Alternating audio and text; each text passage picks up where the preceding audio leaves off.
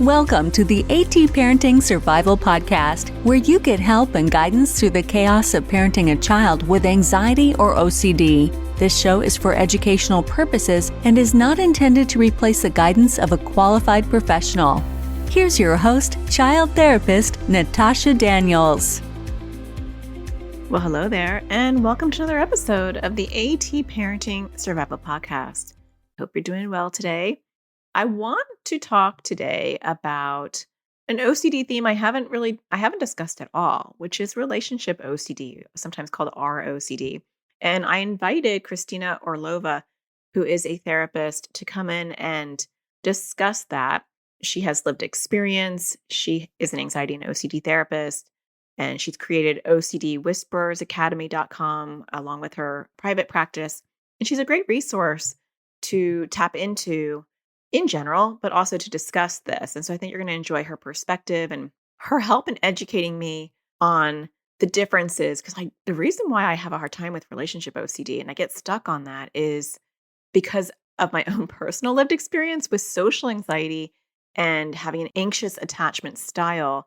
And I'm really, on a personal level, very interested in attachment styles. And that's kind of part of my prior life of being an infant and toddler mental health specialist and also having my own anxious attachment and wondering, what is this? And there was a period of time where I thought I had ROCD and was pretty sure I just had some undiagnosed OCD issues. But then I decided, no, I have an anxious attachment. I'm self-diagnosing. But we had a really interesting conversation about what to look for in relationship OCD, what it is, how it shows up, and how it can show up in our kids and teens. And I also wanted to know the difference because I think it's a really important diagnostic differential to know if we're talking about social anxiety, separation anxiety, an anxious attachment, or ROCD. And I will just preface this whole conversation, and I talk about this in our interview as well, that OCD is OCD. We don't want to get stuck on, well, I need to know how to treat moral OCD or ROCD or whatever. The approach will be the same. But we miss these because they can look like so many other things. And I feel like ROCD in particular is a slippery slope. It can really look like social anxiety. It can be driven by an anxious attachment and not ROCD. So we'll dive into that. Before we get started, though, I do want to thank NoCD for sponsoring this episode. NoCD offers affordable, effective, convenient therapy. They are available in the US and actually outside of the US, which is really good news. You can schedule your free 15-minute consultation to see if NoCD is the right fit for you and your child. Just go to treatmyocd.com. That's treatmyocd.com. I'll leave a link in the show notes. And then for Kristina's resources, you can go to OCDwhispereracademy.com, and we'll mention that at the end.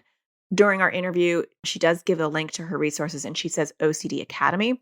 And so I just want to tell you on the front end, and I'll mention this on the back end as well, that it's OCDwhispereracademy.com because her podcast, she has a podcast. I didn't mention that. That was wrong of me.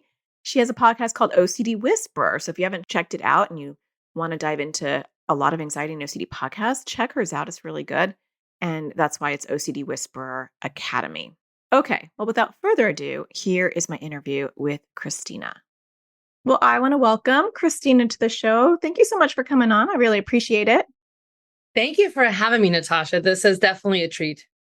Yeah. So many people know your work. You go by the OCD Whisperer. People have seen you on Instagram, have taken your courses or have seen your stuff. But if you could just tell people who don't know you, or I'm introducing you to new people, a little bit about yourself before we dive in. Yeah. So my name is Kristina Orlova. I specialize in OCD and anxiety disorders. I have a private practice. I do have my podcast, OCD Whisperer Podcast, both on all the platforms and YouTube channel.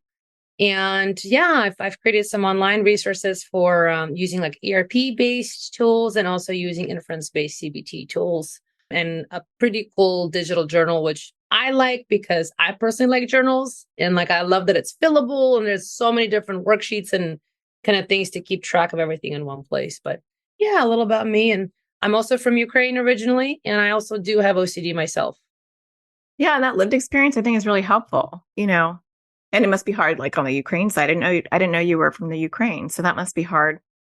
Yeah, it's been an interesting ride sometimes, like from COVID to like coming out of that. I've been pretty open about like my mom's been dealing with cancer last 2.5 years. So we've been going through that and like seeing how some of that upticked some of my own OCD stuff. And then suddenly like the Ukrainian piece, I'm like, man, That's tough. Yeah, that's like a there lot. it is, life, Yep. doesn't wait for anybody. It really doesn't. It doesn't.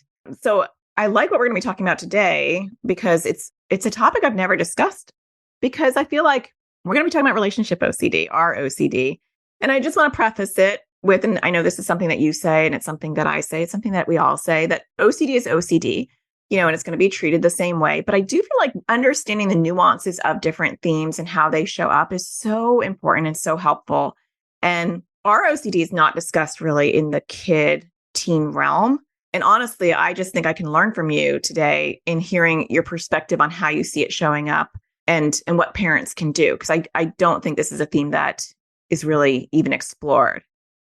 That's actually really interesting to hear. Yeah, because I've definitely, in a different group practice I was in and in my own practice, I have, in working with teenagers, definitely can see it. And it does have its own kind of little nuances because just like with everything, right? We have to kind of tease out where is it some developmentally appropriate, doubts, insecurities versus when, of course, it's OCD driven and kind of how just some slight different ways of how it can show up for that population. Yeah. And then I want to also explore like the differential diagnosis between separation anxiety or an anxious attachment style. And we'll talk about that at the end, because that's really interesting to me.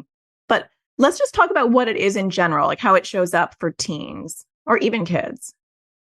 Yeah. So I don't know how clinical we want to get, but I'd like to keep things, really easily understandable for everybody. So I'll kind of, if it's okay, be a little bit informal in that way. I'd say one of the common things that I see that can be amiss is that when we take into account the teenager, basically in this modern day and age, right? We have to take into account what we have going on with technology. We have to take into account social media. We have to look at also our most recent events like COVID. And because all of those variables impact, obviously, how kids are interacting these days. And so one of the things I notice is that definitely there's a lot of things that can happen through their phones, which, as a parent, you may not really catch. Or even if you're a teen who has OCD, you might not fully realize it. But one common thing I see, for example, is a lot of kind of scrolling and looking and rereading of text messages. A lot of them starting to mentally excessively ruminate, which basically means, dwelling on topics, right? Especially negative or negatively perceived topics. So spending an exorbitant amount of time in their minds, kind of trying to figure out what did this mean? Or I'm in this group text and, this person didn't address me, but I addressed them. What does this mean then? Or they sent me a heart or a like, oh, how come I didn't get a heart? How come I got a thumbs up? Those are ways where you can get caught up in this way. And also reading the social dynamics, because socially, of course, when we're talking about relationship OCD, I want folks to understand we don't always just mean romantic. I think that that's a big kind of understanding in the general world when you start to understand relationship OCD. That certainly was my understanding when I first uncovered this subtype. And lo and behold, turned out I have that subtype and didn't know it. But I think there's other ways that this shows up in your relationships with your friends, with parents, with other people. And so if we hold it more broadly like that, we can start to see, especially in friendships, because this is a time where it's really kind of important, right? Like, how am I going to belong or not belong? Or am I going to make fun of? Am I kind of in a group, not in a group? All of those dynamics are very pertinent at that time of life. So when you already have the natural, if you will, kind of pressure and stress from that, and of course, this is a time, as, early teens into later teens, right? A lot of conversations are happening about so many topics, from discovering or talking about sexual stuff to potentially, substances, to potentially, all these parents we know, or hey, check on so-and-so, their parents are getting divorced and how are they dealing with that, right? Real life, big topics, but they're talking about stuff, right? And so those kind of conversations when you're just hanging out and just trying to have a good time. And if you're now a teen with OCD, you are not kind of doing the same thing. You're suddenly sitting in these social circles, and number one, your anxiety is through the roof most of the time. And then you're doing one of two things. Either you are having external kind of behavioral compulsions, or you really are working so hard to mask everything because, of course, you don't want to be judged and you want to be accepted, that you're doing a lot of mental rituals. And so half the time you're not even fully present. And then teens will say things like, either they are starting to avoid situations and really become very isolated, or they'll say things like, I frequently will reach out to different members of the same group that I'm maybe a part of, and really kind of in this really ingenious way, right? I'm kind of sneaking in reassurances and really constantly checking, are we okay? Are we good? Did you get mad at me? Do you still like me? Is the friendship still good? So those are some of those intrusions that will come in where we're starting to question and doubt, because OCD, of course, is a doubting disease, right? We're doubting our friendships. We're doubting the connection. We're doubting if, are we liked? Are we going to be able to hang out? And then I think the other element that's important to note is for teenagers, just like for adults too, of course, but friendships can change, right? You might be friends with somebody, and then suddenly, for whatever reason, something happens, or there's something, somebody said something, whatever it is. And for you find yourself suddenly in a place where somebody's not quite being open with you, or they're not quite talking to you, or they're pulling back, or now it's impacting the dynamic of the group. And so now there's a natural, of course, sensitivity anybody would have to that. But if you have OCD, it's going to be more difficult to really perceive what's actually happening and respond accordingly. And then a person starts to get really stuck on, that, oh my gosh, I did something wrong, or nobody likes me anymore. And so, of course, with OCD, we often also tend to really turn against our own selves and can really get down on ourselves even more. And that's just more like I'm saying, more the social interactions and the friends. And if we get into more like, teens trying to date, and if you have OCD and relationship OCD, 100%, you will have those same kind of questions. Like, is this guy good enough for me? Or do I have enough feelings for the guy? Or is he cool enough? Or what are people going to think? Or how do we look? So it can sound like some of the similar things that any teen might be, concerned around. But of course, like everything with OCD, it's not just your kind of standard questions where, you get some reassurance and you move on. It's where you're just constantly bombarded with this nagging feeling like, I just don't know, like something here isn't right. And so you really feel compelled to constantly check or keep asking for reassurance, or maybe you get overly attached and now you're wanting to spend a lot of time with your boyfriend, girlfriend, whoever it is you're with. But really you're doing that because of OCD, because that is your way of getting that reassurance. And so it can look like, oh, maybe there's some attachment playing out here, but really it's not. It's really because I'm having so much internal anxiety because of these thoughts that I have. And of course, most teens don't just kind of come out right and say this stuff, right? Just like most people really, but people feel embarrassed and they feel shy and they feel like they're going to be looked at as, quote unquote weird. And so they're not going to want to say anything. So it can be a little bit tough if you're a parent, or even if you're not a parent, like you just might not pick up on some of these pieces right away because, teens tend to kind of want to shut that down a little bit or keep it away. Yeah. And I think it's tricky. I mean, because when I think of like relationship OCD with adults, I've seen where people are like, doubt the connection, doubt that this is the one, not sure about the nose, just all of a sudden, like, really analyzing everything, checking their feelings, checking their excitement. And so I totally get that. Like, that makes sense to me. And I get that, how that could be in a teen relationship too. Like maybe I like that. Maybe they're the one, maybe they're not the one. Maybe I'm not supposed to be this one. Like that whole doubting of your emotions and your feelings. But then when we get into the weeds with the friend, as you're describing that, I'm like, well, how do we like differentially diagnose relationship OCD from social anxiety? Because I mean, as someone with social anxiety, I'm like, that's all me, like 110%. But it's not OCD. I mean, I can reframe my thinking. I know it's irrational. Like there's definitely a different vibe from my social anxiety versus relationship OCD. And I wonder how parents can see the difference.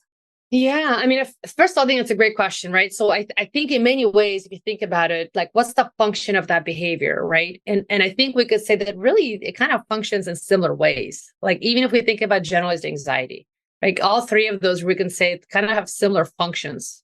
And so people behaviorally are doing things because they're what? They're trying to essentially feel better. They're trying to get rid of whatever the internal pain processes and that feeling, right? To get to that state of certainty and calmness and feel good. So I think functionally it can look similar.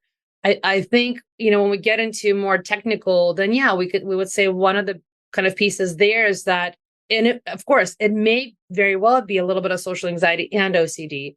The one thing with OCD is that kind of the hallmark is intrusions, right? It's not just that I'm sitting here and I'm worrying, right? Because if I'm worrying, that's something I'm doing. In OCD, it's I could be sitting here just hanging out with you and we're talking and that's it. And then suddenly, bam, I get this intrusive experience. And an intrusive experience, literally, as we know with OCD, right? It can literally be like suddenly I get an image or I get a feeling or I get a thought that pops in without me doing anything, right? It just, there it is. It shows up. And then immediately it kind of takes your full attention and kind of holds you hostage because you're, what is this? What does this mean? What's happening? Why is this there? And then you start to go down that cycle and rabbit hole. And so when we're talking about, kind of non-traditional ROCD, if you will, and interestingly enough, Jen Overbaugh and I talked about this as well. And she did a great job describing this too. We're talking about things like friendships, right? So in friendships, it's more like, first of all of these interactions are relational, right?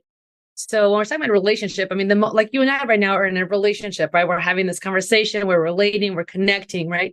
So even in this moment, if my ROCD was up, again, for everybody it's a little different, but you want to look at what is kind of that Achilles heel for you? What's that core sense of self that you're afraid of becoming?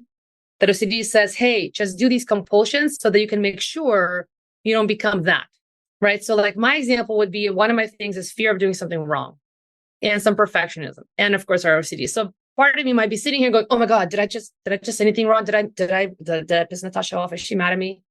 Right. And then suddenly what you would see on the outside is going, hey, so are we good? So you feel good? Everything's fine. And then that kind of check-in becomes, though not once or twice, as when it becomes excessive. Or you suddenly start to see like, oh, I'm sorry if I did anything wrong. I'm sorry. Right. That over apologizing where suddenly you're like, man, we're fine. And so in treating teens, these are some behaviors definitely that you start to see and start to note that are becoming kind of incessant. Or when they come and check in with their parents to say, okay, mom, or dad or whoever, like, hey, we did, I had this thing, I talked to so-and-so, and this is how the thing went down. Okay, does it sound okay to you? Or did I do anything? Right. So they might be checking in that way if they're, comfortable sharing, right? Because that's the other way it can present itself. Where again, like when you're talking about social anxiety or generalized anxiety, typically, if we sit down and we kind of answer and provide a little education and a little reassurance, because we all need it sometimes, right? Usually kids can take it in just like us and we go, oh, okay, got it. I can see it. I can perceive it. I can understand it. I can resolve it and I can move on. Mm-hmm. Right. And that's a key thing there, right? With OCD, what we find often is there's no resolution, right? Kids keep going back into that same pattern and keep kind of re-engaging in those same behaviors. And quite often, of course, there usually is some sort of parental figure, somebody in the home that's, at least from what I've seen, again, this is, by no means a study, but just through my practice through the years, there'll be some parent that kind of becomes like the trusted OCD person that they will go to, and they will start to sometimes overly confess or constantly check in for everything. And did this come out okay? Or before I text this person back, does this sound okay? Are you sure I didn't make a mistake? Things like that. Yeah. I also see it with kids who are like, and sometimes it's a moral OCD thing. And I think sometimes it could be a relationship OCD thing where they're like, I don't love you. I'm worried I don't love you. They'll like confess that to their parents. I don't think I have love for you, which really throws sometimes parents, for a loop because they're like, why are they saying this to me? Sometimes it's kind of like just an intrusive thought with moral OCD, like you don't like your parent and you have to say it. But I do think that sometimes it could be a flavor of relationship OCD of like, do I or do not love my parents? Do I not like my friends? And I do think it's a good distinction being a sufferer of social anxiety, so I know that one really well. And I actually have an anxious attachment. And sometimes when I hear people talking about ROCD in a non-typical way, I'm like, I had been on the fence of like, do I have ROCD or do I have an anxious attachment in social anxiety? Because I think social anxiety and anxious attachments, they often go hand in hand. And I do feel like it's firmly in the anxious attachment, social anxiety realm. But there was a time where I'm like, I'm pretty sure I have ROCD. But I think it's an interesting thing when you said it's an intrusive thought that pops up, because that's not how it feels for me. So I think it's a really good distinction. It's like part of my DNA. Like it is not, it is part of my daily talk and my thoughts and, looking for evidence. I mean, anxiety and OCD can be similar, but I do feel like that's a good distinction as far as it's just popping up in your head and then looking for that compulsion to get that reassurance. Yeah. So like, even for me, just for my example, okay, like when I immigrated, when my parents, when we immigrated here. So there was a period, of course, where I think it's natural, right? Like you don't speak the language yet. You're just kind of acclimating, new school system, new grades, like what's going on. It's a lot to take in. So fine. Let's say you go through that, right? All of those things can be expected. But then at some point later, right, you stabilize, you learn the language, you're not going to have a little more kind of grounding and footing. So generally what you would see is somebody would adjust, and then generally, right, they would be engaging, interacting, spending time with friends and kind of moving on with life. So with the OCD element, and again, this is stuff I didn't know at the time, but I would get constantly stuck on, oh my gosh, but do they like me? Do they like me? Am I sure? I don't know, but okay, do they accept me? Are they judging me? Wait, did I do anything wrong? And like this intrusive, repetitive piece where it's just like never enough. I mean, it was just out of control, and constantly the way it would show up was, this is again for my case, but for me, it was a lot of asking for forgiveness and apologizing at times when I needed to, and many times where I did not need to at all. Right. But it's like, no, it must all be because of me. Right. Like, and so, this incessant need for that. And then constantly looking, the other thing is looking and reading, trying to read people. Okay, what are they doing? Okay, I should do that, or I should do this. Okay, how do I respond then? Right. These are things that were coming up that, you wouldn't fully kind of know unless you know OCD. Like now looking back, I'm like, oh my gosh, there was some very clear signs. Then even into later, like in my 20s and 30s in social circles, similarly, because for me, again, I didn't learn about it for sure that I have OCD until later, way later in my life. So looking back on some of those was also places where it's like, okay, you're hanging out with friends, you're social, and you could be really kind of in the engagement and interaction and you're having a good time. And then suddenly, like, bam, you get this kind of slammed with these thoughts or images or feelings and just like, and you don't know what exactly is going on. And then you suddenly feel compelled to, oh, let me call again, or let me text and let's like rehash. And it can kind of look like, let's just talk the stuff out, right? Like, oh, let's gossip. But really you're rehashing stuff because what you're really wanting is to, again, triple, quadruple, infinitely, constantly check. Is everything really okay? Are you sure so-and-so is, like they're good, or we're good, or everybody's interacting and nobody's mad. And then you try to replay the scene and then you feel like you have to go ask again. And so, you'll see that kind of stuff. But again, teens, like anybody, right? When you're trying to save face or present a certain well, you're going to find any way you can to sneak it in. But the truth is, especially amongst teenagers, other teens who don't have OCD are going to be like, huh? Like, we already talked about this. Why are you asking me again? Right? And they get very easily irritated and annoyed. So you can't go to that source again sometimes. So you got to go to somebody else. So sometimes they'll find like lots of different people where they're going to try to reach out to and figure out different ways how to really ask the same question, because they're really just wanting to get that reassurance. Yeah, I think that's probably a hallmark difference too, is that the compulsion part, like that urge to get that, certainty that you are still, liked by them, or that you still like that person, that you don't see with social anxiety. Because, that would make you feel even more awkward. So it's more avoidance, I think, with social anxiety of just like, and it's not an intrusive thought. It's more of like, oh no, I can tell you all the evidence why those people don't like me. Like I read all the body language. They don't like me. You already have the narrative in your head. And then it's like, you just avoid because you're like, nope, they don't like me, which is, there's an overlap, and obviously you can have both, but I can see where one would look much different than the other. And I've seen this with kids and teens where like they're bothering their peer group, or they're bothering their parents. It's like nonstop checking. Right. A lot of Right. checking reassurance behaviors or confessing that they don't like, they don't like the person, and they don't have the filter yet or the maturity to be like, okay, I'm having this doubt, but I don't really need to vocalize it. Exactly right. And then of course from the parents' end, the thing that I see most commonly is and I'm sure you'll probably, speak to this too, but as parents, you want to obviously take care of your kids, right? You want to help them feel better. So initially it could seem like, oh, I'm helping them, right? I'm going to help them sort through this, especially as they're teens. And wow, that's awesome. They're asking me because, teens don't always necessarily ask. So it can look like that. But the reality is, if they're asking in a nonstop manner, right, that you should kind of pay attention and raise a little flag. Oh, wait a second. We've covered this, though. We've covered this, right? I explained it. We kind of processed this out.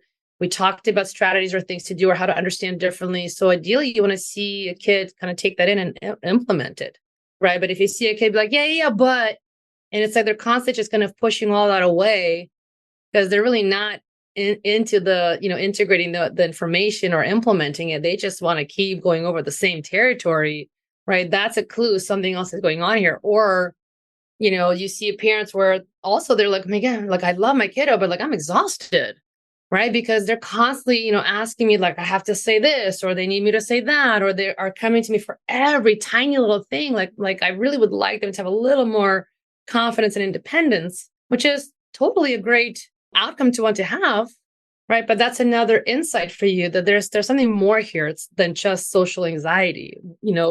Those are the kind of repetitive behaviors that you see in OCD in a way that it does unfortunately, impact the environment and the people in it, because Yeah. people do get a bit tired. And it's like, I love you, but man, like, I cannot tell you how many times I had people be like, can you stop apologizing? I'm like, okay, I'm sorry. I'm like, oh, right. And it's like, I really couldn't, like, I just couldn't. It was the wildest experience. I remember in it. I'm like, man, I just couldn't, right? Because you don't fully even understand. Right. So the behaviors can, and do impact friends and family. And the fact that, I'll just say it really is difficult. It's like a double-edged sword is when you're in the throes of that. The truth is you can actually start to sometimes lose friends, or you can, sometimes have dynamics change, in your social circle or at school or whatnot. And so as a teen, it becomes this like, oh my gosh, this was a thing I was afraid of, and now it's happening. Yeah. So Right. But really, exactly. But it's happening really more because I'm not fully yet understanding myself yet, even, or what's going on here. And I'm doing these behaviors because I'm just trying to feel better. Really, the intention is not bad. It's not like there's some malicious intent. Right. But if you don't understand these dynamics, then it becomes too easy to just keep giving into it and not realize that, hey, people on the other side, they'll also, sometimes need a little break, right? Yeah. It's got to be kind of a both and experience. And then it kind of like confirms their worst fears sometimes, Right. which then makes the OCD worse. And I do feel like it's like when it's OCD, it's like talking to the wall. So you're problem solving with your child. And I mean, I've had this with clients too, where I'm like, we're getting somewhere. Like we had a really good conversation about this. And then next session, I'm like, it's like we're starting totally over. Like that conversation never happened. There was no growth, no insight. And these are, smart kids.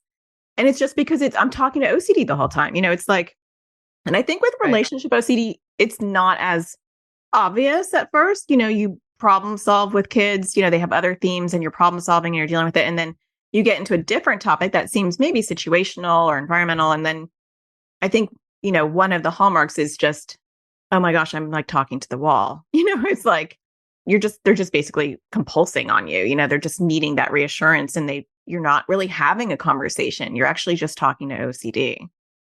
Exactly. And I think, like you said, part of it is that if you're not quite sure and if you don't quite have a specialist, at least, if you're sitting with your teen and getting into the dialogue of, okay, what's the fear that's coming up for you, right? And if you're able to just at least get some of that out and listen a little bit carefully, you will start to see a pattern. Because I find OCD is very predictable in many ways, right? Once you start to listen a little more closely, because it's very repetitive in its nature. So you'll start to hear certain things and you start to get to the bottom and go, oh, I see. So really, you could kind of generalize the theme and recognize like, oh, you're always afraid that, like your peers aren't going to like you, right? Or you're always afraid of, And again, listening for those questions, right? What are those doubt questions they're having? Those are great kind of insights, right? Like, oh, well, I wonder, are they going to like me? Am I going to be good enough? Or, do I like this guy enough? Or is he cool enough? Is he good enough? Or what are people going to think? All of that, if you listen with that ear, you're going to go, wait a second, this seems to be centering around relationships and connection, right?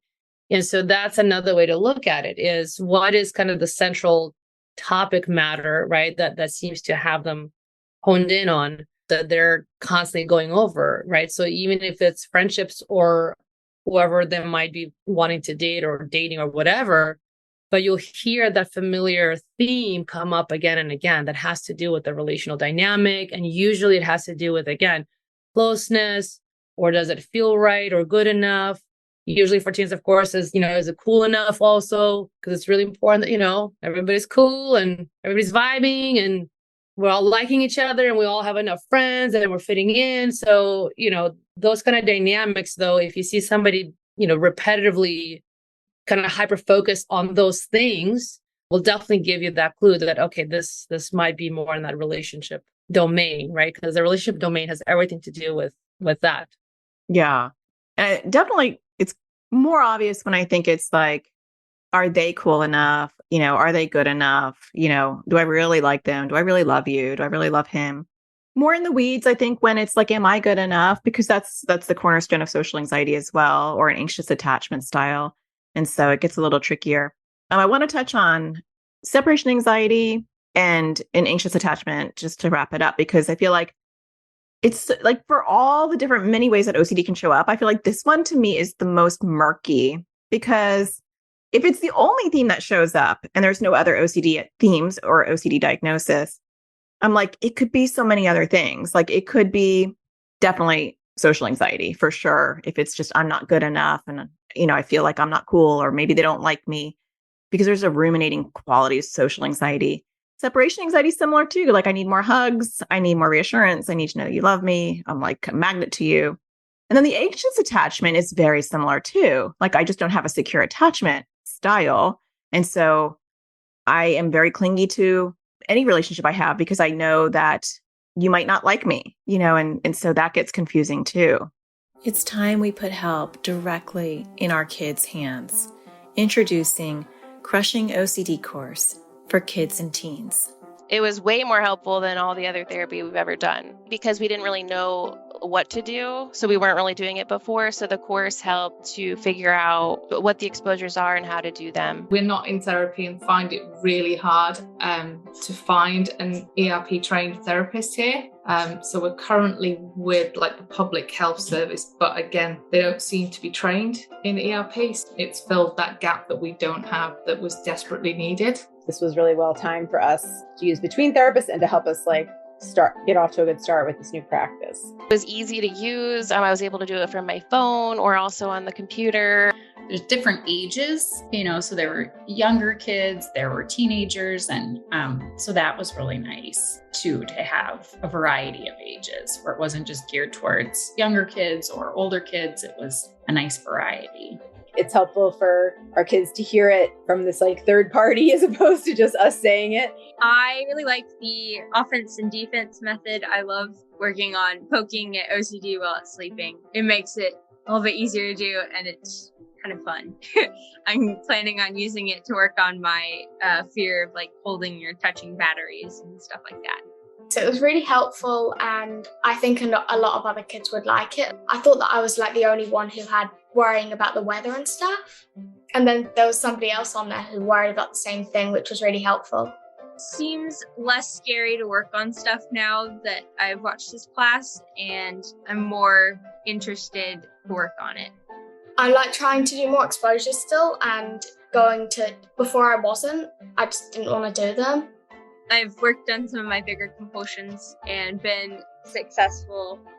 I realized that it was helpful to do the exposures. Before it was really, really hard. It's still hard, but it's helpful to know that I need to do them. Before there would be a lot of battles about it. So it is definitely less loggerheads. Really, really good course and super helpful. Definitely would recommend this. It's really easy to follow. It's nice bite-sized videos. I really like the worksheets that go along with it, and I think it's really helpful. To learn more about this course and register your child or teen, go to atparentingsurvivalschool.com. Well, so one thing I'll say is as you're sharing those, one piece that stands out, which we touched on a little bit, but I want to highlight again, with those other ones you're describing, you generally do those see progression and changes, right? As, okay, you get some more hugs, you get filled up, and then, okay, you're starting to be able to let go a little bit more, right? You get a little more reassurance, and then, okay, we're starting to let go a little bit more, right? With OCD, as we all know, it's like a bottomless pit. It doesn't matter how much reassurance, it doesn't matter how many hugs you get. It's just this endless cycle. So with that, that's gonna be one dynamic where you're gonna see that, okay, maybe you're implementing those tools, but you might notice instead of getting better, it's actually going the other direction. It's getting a little worse. And now they're gonna need more hugs and they're gonna need more reassurance. And come on, mommy, or whoever the parental figure is, right? They're going to demand and need more, not less. So this is kind of the paradox of OCD, right? The things that we typically do and want to do to get better, that typically do work, and we do see a progression, suddenly those things don't work. Yeah. Right? Those same things that we're putting in place are actually making things worse. Right? And that's always the paradox of OCD, that concept of opposition, right?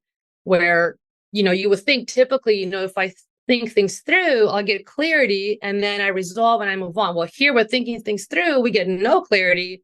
We're not moving on at all.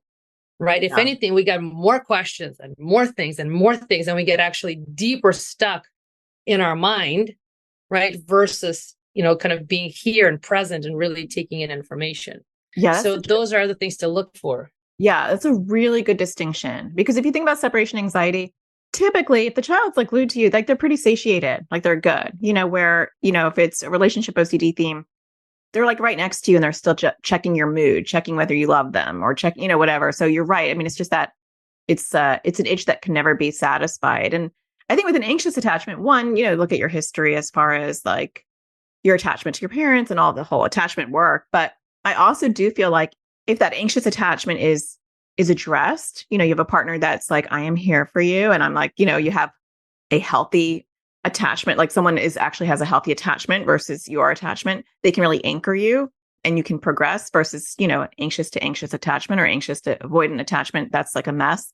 But there is progress. Like someone can respond to you, or you can be in a therapy session and someone can say something and then it feels good for a while. I mean, speaking from my own experience, like it can feel satisfying, or I know exactly what my partner needed to say to me, which he didn't say because he had an avoidant attachment, but I knew what he needed to say to me in order for me to feel better. And it would be a true better feeling, like that's right. Tell me not to worry. And I'm like, I'm good. And it's not like, okay, you just scratched an itch and now, but I have a follow-up question to that. And I have a follow-up. Exactly. That's it. Right. As you're talking, it's exactly what I'm thinking. Let's say you have a teen who's, with somebody and their secure attachment, and the teen is, let's say, anxious, avoidant, whatever.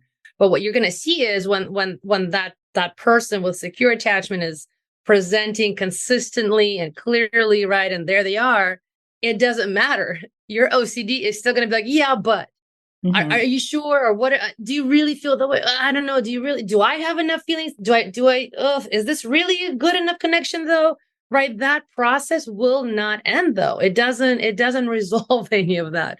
So those are the kind of, I think, bigger hallmarks, or the kind of the overarching, right, behaviors to pay attention to that will clue you in that, this might be a bit more. And also definitely, like we just said, focused on the relationship dynamic as the hyper or the focal point of OCD. Yeah, that makes a lot of sense. So what do you think parents should do, or what should be their first steps? I mean, I always try to say, if you know the foundation of how to work with OCD, it's kind of plug and play. I think people get a little bit hung up on like, well, how do I handle this for moral OCD, or how do I handle this for content? And you're like, well, how do you handle it for any OCD? But I think relationship OCD is a little bit of a different beast. And so I wonder, where would parents start with that? Yeah, that's a really nice, big, broad question. And totally love it. I love things like this because I like to problem solve. So I think one is obviously the first steps is education about what OCD is always, right? I think you're right. I always say the same thing, right? OCD is OCD. Learn how the disorder works. OCD, right? D, the disorder. You have to learn how the disorder works so that you can recognize that it doesn't matter what the current topic, the hot topic of the hour is. You can still see the same patterns, because pattern wise, it is, again, it's very pattern and very predictable. So when you start to notice it, then that's when, if you do have some experience with treatment, like let's say exposure response prevention, you want to more quickly create a response prevention plan so that you as a parent change your behavioral response to it, right? So that you're not constantly giving into the demands. Other programs exist like SPACE, which is only working with adults, with parents for kids who have OCD, and teaching you how to really kind of deliver this new message and change your behavior to their response. It doesn't require the kids to do anything, but it's going to require you to change, which can be really hard again as a parent, right? There's a lot of your own fears that are going to come up.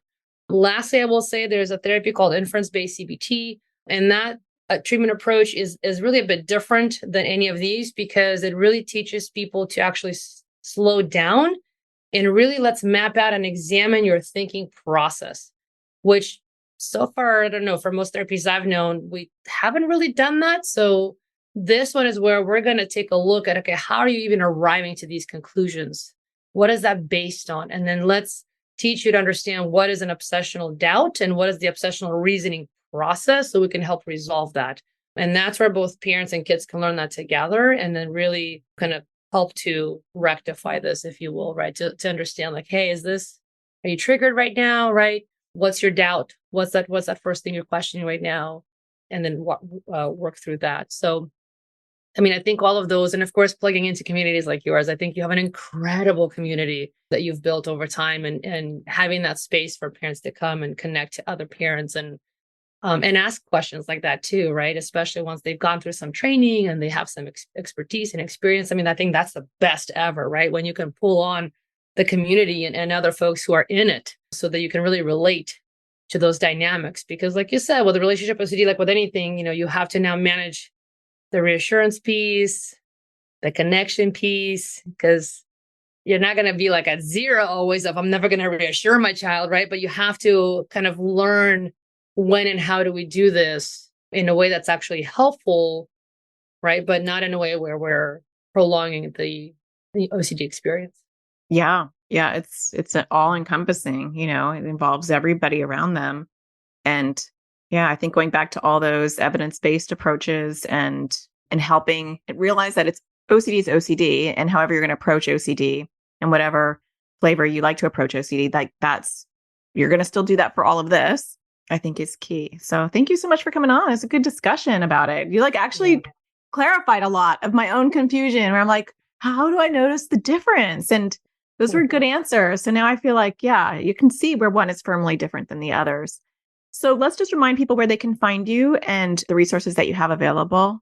You're so sweet. Thank you for that. So there's, of course, my podcast. That's a free resource, OCD Whisperer podcast, or OCD Whisperer channel for YouTube.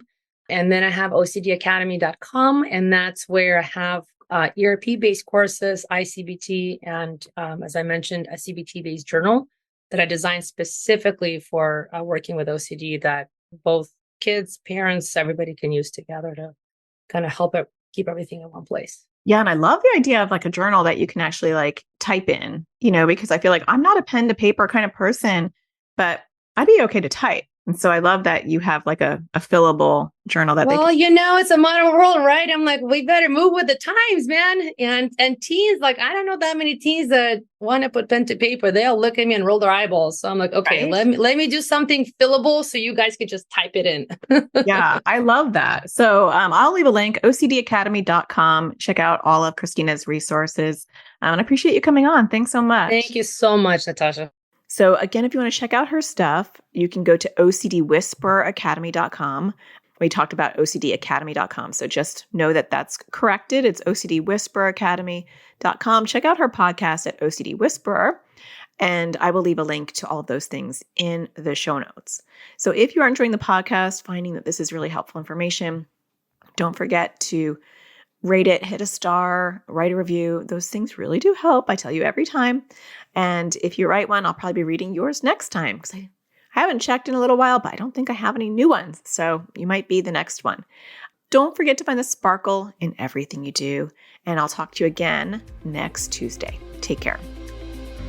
Thank you for listening to the AT Parenting Survival Podcast. To get additional support raising a child with anxiety or OCD, visit Natasha's online school of on-demand classes at atparentingsurvivalschool.com.